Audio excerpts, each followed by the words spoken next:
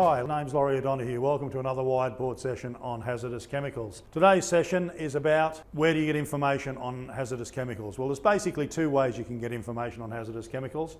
That's through the hazardous chemical label that you will find on containers or bottles of hazardous chemicals. Now, what sort of information does that include? Well, it will include things like what the substance is, the name of it, whether it's a flammable liquid, the United Nations number, which is a number that is used throughout the world to indicate what that type of chemical is. It will also include things like how much is in there, 4 litres for example on this one, and it will give you things like danger or signal words.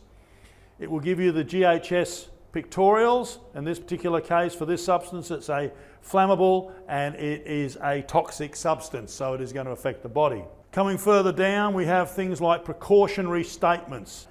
In case of fire, we use powder for extinction, so it gives us some firefighting information. If on the skin, take off the contaminated clothing, so it gives us first aid information. And down the bottom, it will give us the details of the company and also whether or not there's a safety data sheet available. So a safety data sheet is the second type of information that you can get. I'm not going to go through a detailed safety data sheet today, but I just want to go through some of the information that you might get on it. First of all, it identifies what the material is. Now, I should have mentioned earlier that you get the safety data sheet from a supplier, an importer, or a manufacturer. They should provide it to you when you first get the substance. Unfortunately, it doesn't always happen, but if it doesn't happen, you need to get on to the supplier to make sure you've got the safety data sheet. As I said, it gives you identification of the material and supplier, and then it gives some hazard identification. It will give you the GHS classifications, the pictographs about what the substance is, what you need to do to manage it in your workplace.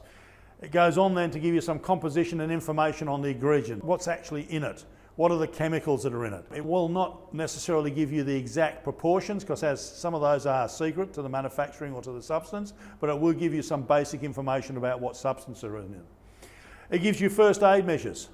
In other words, what do we do if we get in our eye? Do we inhale it? It gets on our skin. It will tell us the response that we would have in relation to that substance.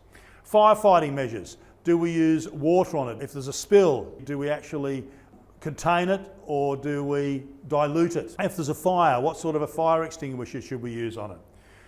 Any details for accident and release measures, any special handling and storage information. For example, substances that you should not store it with because they may react together, which could cause a fire or explosion. Exposure controls and personal protective equipment. The exposure controls are the level that somebody can be exposed to. That is done by the occupational hygienist, and it will give you certain levels. It will also give you what sort of personal protective equipment you should be using and the type of PPE. The physical and chemical properties, the stability and reactivity of the substance. Is it stable? Will it react with other substances? Any toxicological information or ecological information. How you should dispose of the substance. Dispose both of the container and of any residue that you might have. Transport information, how it should be transported on vehicles, etc., and any regulatory information that is applicable to it. The ones that I think are really important that you need to assess when you actually are going to use a hazardous chemical are things like what the hazard identification is, so you need to look at the GHS codes. We need to know what the first aid measures are. What do we do if somebody gets it in their eye? Inhale it, ingest it. The handling and storage and the PPE.